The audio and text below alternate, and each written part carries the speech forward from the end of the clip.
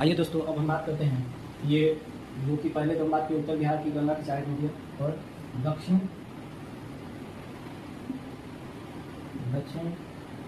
बिहार गंगा सहायक।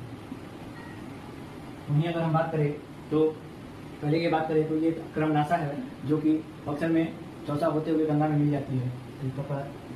क्रमनाशा जो कि तैमूर के पठारी से होते हुए उसका उद्गम की बात करें स्थान था तो दारा सागो है, सारोदाग माफ कीजिएगा, सारोदाग नाम उस स्थल से ये निकलती है जो कि क्रमनाशा बहते हुए तैमूर की पहाड़ी से होते हुए ये गंगा में मिल जाती है। वही अगर हम इस नदी की बात करें तो इस नदी का नाम है सोन।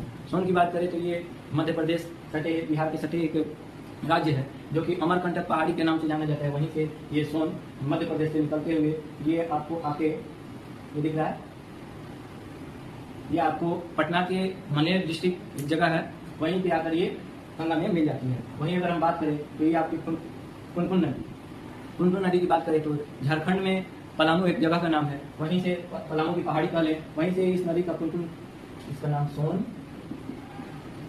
इसका नाम पुनपुन, जो कि ये होते हुए अतुहा में जाके गंगा जी में मिल जाती है। जैसे गंगा नदी में आप समझ सकते हैं, जो मैं बोला गंगा जी भी बोला जाता है पवित्र नाम से, जिसे कि आप बात करें तो इसे 2008 में राष्ट्रीय गंगा के नाम से भी जाना जाने लगा। और वहीं हम बात करें अब फल्गु नदी की।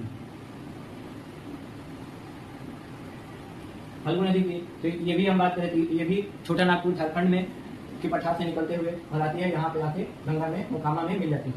और वहीं अब बात करें हम तो एक ये नदी है चानन या पंचानन, जिसका 5, जैसे इस यहाँ बताया था मैंने कि सप्तधारा की इसकी 5 धाराएं हैं, तो वैसे ही पंचानन या उसको चनानन भी बोला जाता है, जो कि ये 5 धाराओं वाली है। चानन, सॉरी माफ कीजिएगा, चानन, पंचानन, इन दो अन्य और एक नाम है हमको ध्यान नहीं आ रहा है, लेकिन इन 2 नामों से ये मुख्यतः प्रचलित में है। और अगर हम बात करें तो ये आपका एक और नदी आएगी जो कि क्यूल से होते हुए हजारीबाग से झारखंड से ही निकलती है, हजारीबाग, जिसे हम क्यूल नदी के नाम से जानते हैं।